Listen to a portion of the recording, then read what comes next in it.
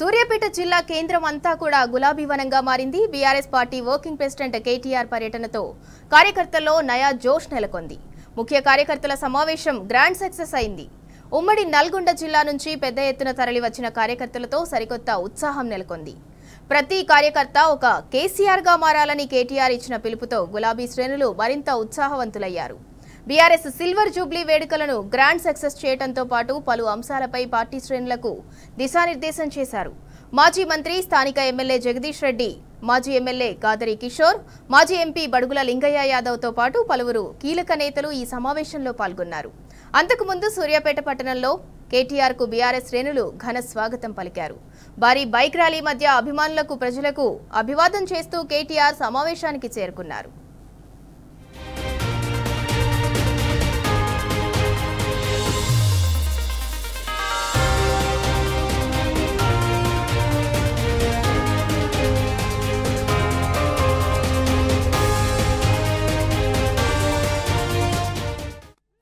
Right, ఇక ఇదే అంశానికి సంబంధించి మరింత సమాచారం మా ప్రతినిధి రాము అందిస్తారు.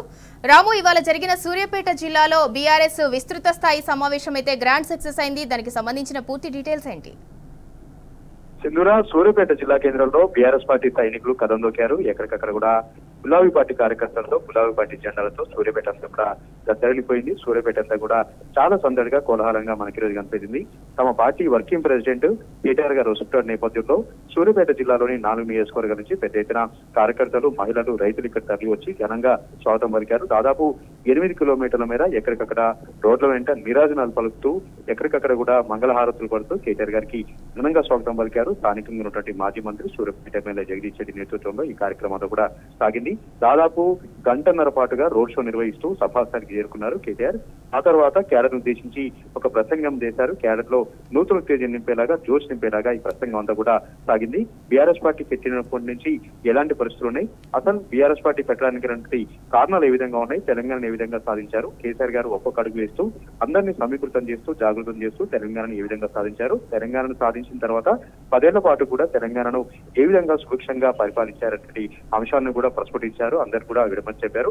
దీంతో పాటు ఒక ప్రధానమైనటువంటి భూమిక ఈ రోజు బీఆర్ఎస్ పార్టీ పోషిస్తా ఉంది. రాష్ట్రంలో ప్రతిపక్ష పార్టీ హోదాలో ప్రజలకు ఏ కష్టం వచ్చినా కూడా బీఆర్ఎస్ పార్టీ అండగా ఉంటుంది, అలుపెరగని పోరాటం చేస్తా ఉంది.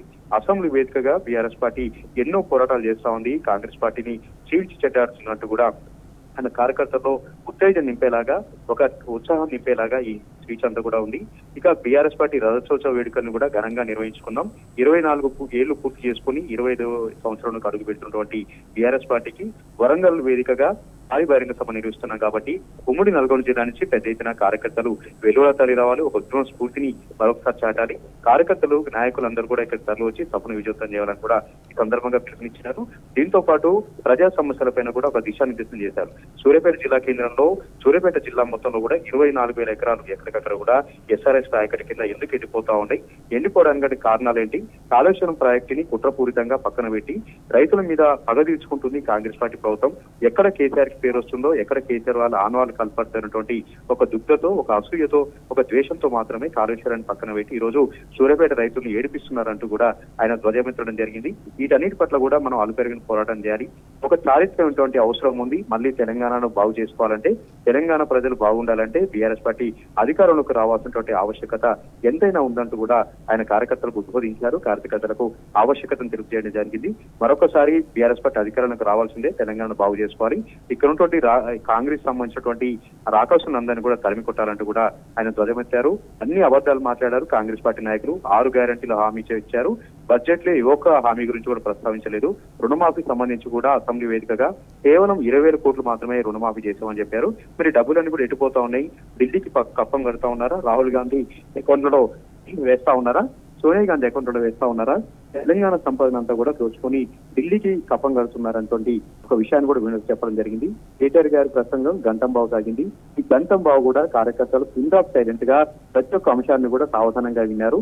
తెలంగాణలో జరుగుతున్నటువంటి ఈ అనిశ్చిత పరిస్థితిని కూడా సావధానంగా వినడం జరిగింది. ఈ రోజు మరొకసారి పోరాటం చేయాలి, మరొకసారి ఉద్యమ స్ఫూర్తిని చాటాలి, మరొకసారి బీఆర్ఎస్ పార్టీ అధికారంలోకి రావాల్సినటువంటి ఆవశ్యకతను చాలా విడమర్చి చెప్పడంతో కార్యరంతా కూడా చాలా జోష్గా మనకు కనపడింది. యువత చాలా జోష్గా మనకు కనపడింది. మరొకసారి పోరాటాలు చేద్దాం. ఖచ్చితంగా మరొక 3 ఏళ్లలో ఎన్నికలు వస్తా ఉన్నాయి, మధ్యలో స్థానిక సంస్థల ఎన్నికలు వస్తా ఉన్నాయి, పరిషత్ ఎన్నికలు వస్తా ఉన్నాయి. ఈ అన్ని ఎన్నికల్లో కూడా గులాబీ పార్టీని ఆదరించారు, గులాబీ పార్టీని గెలిపించాలి. ఎక్కడికక్కడ కూడా ప్రభుత్వం పైన పోరాటం చేయాలని కూడా ఆయన ఈ సందర్భంగా తెలపడం జరిగింది. ఎక్కడో హైదరాబాద్ లో ఉండి మేము పిలుపునిస్తే ఇక్కడ క్షేత్ర స్థాయిలో పోరాటాలు చేసి కేసులకు భయపడకుండా, బెదిరింపులకు భయపడకుండా, నిర్బంధాలకు భయపడకుండా పోరాటం చేసినటువంటి క్యాడర్ కైనా ధన్యవాదాలు తెలిపారు. క్యాడర్ యొక్క ధైర్యాన్ని మెచ్చుకున్నారు. ఇదే విధంగా పోరాటం చేశాం, ఇదే విధంగా మనం కొట్లాడదాం, ఖచ్చితంగా మళ్ళీ అధికారంలో తెచ్చుకుందాం. ఈసారి కొత్త కమిటీ కూడా వేసుకుందాం, సభ్యత్వ నమోదు కార్యక్రమాన్ని కూడా నిర్వహించుకుందాం. కొత్త కమిటీని కూడా చాలా పారదర్శకంగా కష్టపడే వారికి మాత్రమే ఈసారి పార్టీ పదవులు ఇద్దాం, కష్టపడే వారిని మాత్రమే ఎమ్మెల్యేలు చేసుకుందాం, కష్టపడే వారిని మాత్రమే పార్టీ అండగా ఉంటుంది, పార్టీ అందరం ఎక్కిస్తుంది. ఎట్టి పరిస్థితుల్లో కష్టపడ్డ వారిని విస్మరించేది లేదు. కష్టపడ్డ ప్రతి ఒక్క కార్యకర్తను కంటి తిరపలా కాపాడుకుంటామని కూడా ఆ వర్కింగ్ ప్రెసిడెంట్ అవుతారో ఆయన ఇచ్చినటువంటి హామీ భరోసా కార్యకర్తలో ధైర్యాన్ని నింపింది, కార్యకర్తలో నూతన ఉత్తేజాన్ని నింపింది. కార్యకర్తలు అయితే చాలా ధైర్యంగా రేపటి నుంచి గ్రామాలలో ప్రభుత్వం యొక్క వైఫల్యాలు ఎండగడతాం, ప్రభుత్వం యొక్క ఈ యొక్క హామీలు ఏదైతే ఇచ్చి ఎక్కువలో వాటన్నిటి కూడా విడమరుస్తామంటే కూడా మరొకసారి ప్రతినబూదారు. ఈ రోజు ఉదయం నుంచి కూడా సూర్యాపేట అంతా కూడా చాలా సందడిగా మనకు కనపడింది. వేలాది మంది కార్యకర్తలు సూర్యాపేటకు వచ్చి సూర్యాపేట వీధుల్లో గులాబీ జెండాలు మెల్ల వేసుకొని గులాబీ జెండా రెపరెపలాడుతున్నటువంటి నేపథ్యంలో చాలా ఉత్సాహంగా మనకు కనపడింది. గులాబీ జెండా కార్యకర్తలకు గులాబీ జెండా ఉంటేనే ధైర్యం ఉంటుంది. గులాబీ జెండా మాత్రమే తెలంగాణ కోసం పోరాటం చేస్తుంది. గులాబీ జెండాకు మాత్రమే తెలంగాణ పైన ప్రేమ ఉంటుందంటూ కేటీఆర్ గారు చేసినటువంటి ప్రసంగం ఆశాంతం కూడా అందరిని కూడా ఆకట్టుకుంది, ఆశాంతం కూడా ఆలోచింపజేసింది. నిజమే కదా, తెలంగాణ తెచ్చింది బీఆర్ఎస్ పార్టీ, తెలంగాణను బాగు చేసింది బీఆర్ఎస్ పార్టీ, ఇప్పుడున్నటువంటి ప్రతిపక్ష హోదాలో పోరాటం చేస్తున్న బీఆర్ఎస్ పార్టీ కాబట్టి మరొకసారి అధికారంలోకి వచ్చి మరొకసారి తెలంగాణను బాగు చేస్తున్నటువంటి ప్రతినబూనారు. అందరూ కూడా ఉద్యమ స్ఫూర్తిని చాటుతూ కేటీఆర్ గారికి మద్దతుగా మేము ఉంటాం, మీ అంటే నడుస్తామంటూ కూడా ఈ రోజు వారందరూ కూడా హామీ ఇచ్చారు, నమ్మకాన్ని కలిగించారు. మొత్తంగా సూర్యాపేట పర్యటన గ్రాండ్ సక్సెస్ అయింది.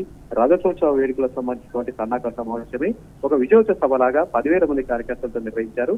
మరికొన్ని జిల్లాలు కూడా ఈ పర్యటన ఉంటుంది. అన్ని జిల్లాలు సమీకరించి వరంగల్ సభను చరిత్రలో నా భూతోన్న భవిష్యత్ అన్న రీతిలో గ్రాండ్ గా నిర్వహిస్తాం. దక్షిణ భారతదేశంలో ఈ పార్టీ నిర్వహించినటువంటి అతిపెద్ద సభను వరంగల్ లో నిర్వహించి మరొకసారి బీఆర్ఎస్ పార్టీ సత్తా చాటుతామని కూడా తెలిపారు.